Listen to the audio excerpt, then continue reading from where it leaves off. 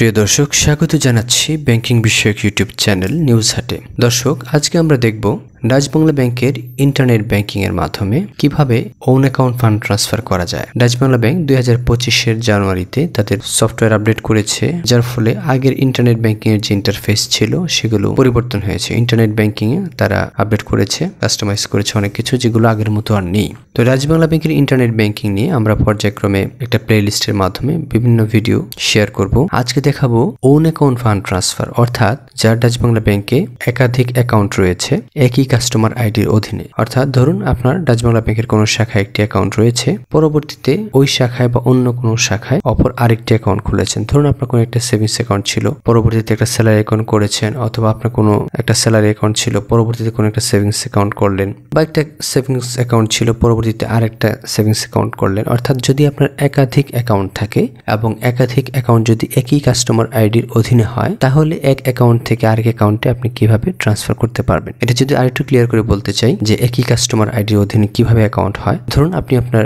NID number এবং mobile number দিয়ে কোনো শাখায় একটি অ্যাকাউন্ট করলেন। যখন একটি অ্যাকাউন্ট করলেন আপনি, তখন ব্যাংকের সিস্টেমে বা ব্যাংকের সফটওয়্যারে আপনার একটা প্রোফাইল তৈরি হলো আপনার ব্যক্তিগত তথ্যগুলো দিয়ে, আপনার এনআইডি নাম্বারের বিপরীতে। তো পরবর্তীতে আপনি যখন অন্য কোনো একটি অ্যাকাউন্ট খুলতে যান একই শাখায় বা অন্য কোনো শাখায়, তখন ব্যাংকের যে অফিসার অ্যাকাউন্ট খোলার কাজটি করেন, তিনি যখন আপনার তথ্যগুলো তাদের সফটওয়্যারে দেন, এনআইডির ছবি, এনআইডির নাম্বার, আপনার নাম ইত্যাদি, তখন ব্যাংকের সফটওয়্যার যখন এটা ডিটেক্ট করে যে অলরেডি এই এনআইডি দিয়ে তো অ্যাকাউন্ট খোলা রয়েছে, যার ফলে আগে যে অ্যাকাউন্টটা রয়েছে সেই অ্যাকাউন্টের যে একটা প্রোফাইল বা কাস্টমার আইডি সেটা পিক করে ফেলে। পিক করে ফেলার কারণে নতুন করে আলাদা আর কোনো কাস্টমার আইডি বা কাস্টমার প্রোফাইল তৈরি হয় না, ওই প্রোফাইলের সাথে লিঙ্ক হয়ে নতুন আরেকটি অ্যাকাউন্ট হয়। অর্থাৎ আপনার মূল ইনফরমেশন এর আইডি বা কাস্টমার আইডি একটাই থাকে, সেটার সাথে লিঙ্ক হয়ে একাধিক অ্যাকাউন্ট হয়। এরকম যাদের রয়েছে তাদের যদি ইন্টারনেট ব্যাংকিং খোলা থাকে বা পরবর্তীতে খোলেন, তখন ওনারা যে কোনো একটা অ্যাকাউন্টে ইন্টারনেট ব্যাংকিং চালু করলেই ওনারা ইন্টারনেট ব্যাংকিং এ প্রবেশ করার পরে তার দুইটি অ্যাকাউন্ট হলে দুটো অ্যাকাউন্ট, যদি দুইয়ের অধিক হয় অর্থাৎ যতগুলো অ্যাকাউন্ট রয়েছে সবগুলো ইন্টারনেট ব্যাংকিং এর মাধ্যমে দেখতে পারবেন। ব্যালেন্স চেক করা, স্টেটমেন্ট চেক করা, ওইগুলো কিভাবে কি করতে হয় আমরা প্রত্যেকটা অপশন নিয়ে আলাদা আলাদা ভিডিও দিব। তো চলুন কথা না বলি আমরা দেখি কিভাবে করতে হয়। সেজন্য আমাকে internet banking A log in করতে হবে। তো আমি গুগলে চলে গেলাম, যে ডিবিবিএল ইন্টারনেট ব্যাংকিং লিখে আমি সার্চ করব। সার্চ করার পর যে সার্চ রেজাল্ট এসেছে, এখানে দেখুন Dutch Bangla bank internet banking আছে। প্রথমেই ডাচ বাংলা ব্যাংকের ওয়েবসাইটে এখানে আমরা ক্লিক করব। ক্লিক করার পরে দেখুন এখানে লগ ইনের অপশন চলে এসেছে। তো আমার যেহেতু ইন্টারনেট ব্যাংকিং খোলা রয়েছে, আমি এখন জাস্ট লগ ইন করবো। আমি পরবর্তীতে একটা ভিডিওতে দেখাবো কিভাবে ইন্টারনেট ব্যাংকিং খুলতে হয়। আগে ব্যাংকের শাখায় যে এটা খুলতে হতো, এখন কিন্তু নিজে নিজে ইন্টারনেট ব্যাংকিং খোলা যায়, সেটা নিয়ে আমি আলাদা একটা ভিডিও আপনাদেরকে দেব পরবর্তীতে। তো আমি আমার ইউজার আইডি এবং পাসওয়ার্ড দিয়ে আমি লগ ইনে ক্লিক করলাম। ক্লিক করার পরে লগ ইন হয়ে গিয়েছে। দেখুন ডান পাশে ওয়েলকাম দিয়ে আমার নাম দেওয়া রয়েছে এবং ইন্টারনেট ব্যাংকিং এর যে ইন্টারফেসটা আছে সেটা চলে এসেছে অলরেডি। এখানে দেখুন মাই ব্যালেন্সে টোটাল ব্যালেন্স দেখাচ্ছে, যেমন একটা ফিক্সড ডিপোজিট রয়েছে ছোট এটা, এবং আমার হচ্ছে দুটো অ্যাকাউন্ট রয়েছে, দুটো অ্যাকাউন্টের ব্যালেন্স সহ টোটাল ব্যালেন্স এখানে দেখাচ্ছে 1,34,500 সামথিং। এবং বাম পাশে দেখাচ্ছে কারেন্ট এন্ড সেভিংস অ্যাকাউন্টের জায়গায় একটা ব্যালেন্স এবং ফিক্সড ডিপোজিটের ব্যালেন্স, এবং নিচে অন্যান্য আরো অপশন রয়েছে, আমরা সেগুলো নিয়ে অন্য ভিডিওতে কথা বলবো। তো কারেন্ট এন্ড সেভিংস অ্যাকাউন্ট যদি আমি ক্লিক করলে দেখুন এখানে আমার দুটো অ্যাকাউন্ট দেখাচ্ছে এবং দুটো অ্যাকাউন্টের অ্যাকাউন্ট নাম্বার এবং ডান পাশে রয়েছে ব্যালেন্স।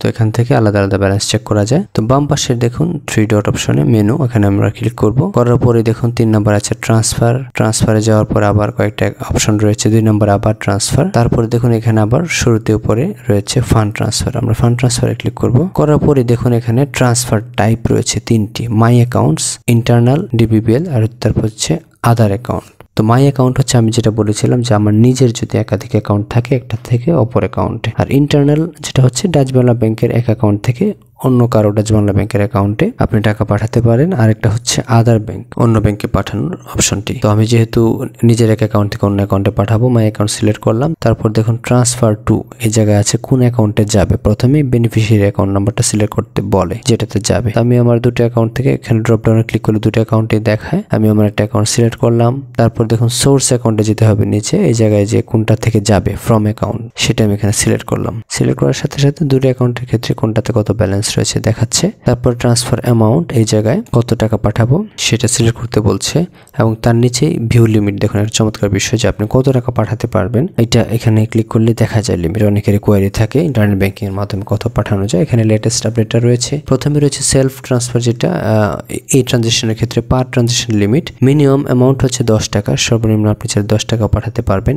একটা সিঙ্গেল ট্রানজেকশনে ম্যাক্সিমাম 25 লক্ষ টাকা পাঠাতে পারবেন। তারপর রয়েছে বাম পাশের নিচে ডেইলি ট্রানজেকশন লিমিট, টাকা পাঠাতে পারবেন। দেখুন ডেইলি ম্যাক্সিমাম দেওয়া আছে 50 লক্ষ টাকা। ডেইলি ম্যাক্সিমাম কাউন্ট অর্থাৎ কতবার পাঠাতে পারবেন, 25 বার পাঠাতে পারবেন। তো তার নিচে দ্বিতীয় লাইনে রয়েছে ইউটিলাইজড অ্যামাউন্ট এবং ইউটিলাইজড কাউন্ট, অর্থাৎ আপনি যদি যেদিন চেক করছেন সেদিন যদি অলরেডি কিছু পাঠিয়ে থাকেন তাহলে দেখাবে আপনি কত পাঠিয়েছেন। ধরুন আপনি 2 লক্ষ টাকা পাঠালেন, তাহলে এই জায়গায় দেখাতো ইউটিলাইজড অ্যামাউন্টের জায়গায় 2 লক্ষ এবং যতবার পাঠিয়েছেন যতবারে ডান পাশে ইউটিলাইজড কাউন্টের জায়গায় ততবার দেখাতো। এবং সবার নিচে হচ্ছে অ্যাভেলেবল ব্যালেন্সটা, অর্থাৎ ডেলি তো আপনি 50 লক্ষ পাঠাতে পারছেন, আপনি যদি অলরেডি কিছু পাঠিয়ে থেকে থাকেন তাহলে আর কত পাঠাতে পারবেন সেই অ্যামাউন্টটা এবং সেই ট্রানজেকশনের সংখ্যাটা দেখাবে। বিষয়টি অত্যন্ত সুন্দর এবং চমৎকার।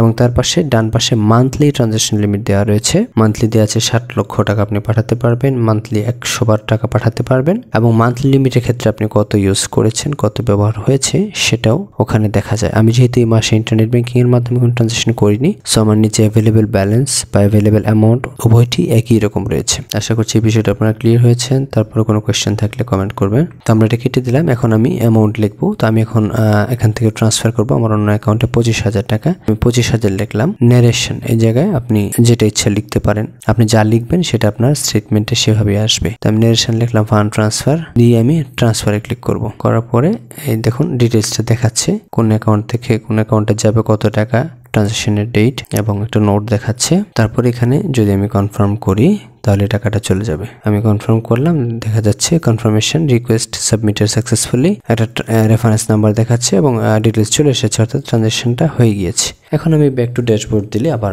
প্রথম সেই পেজে চলে যাবে।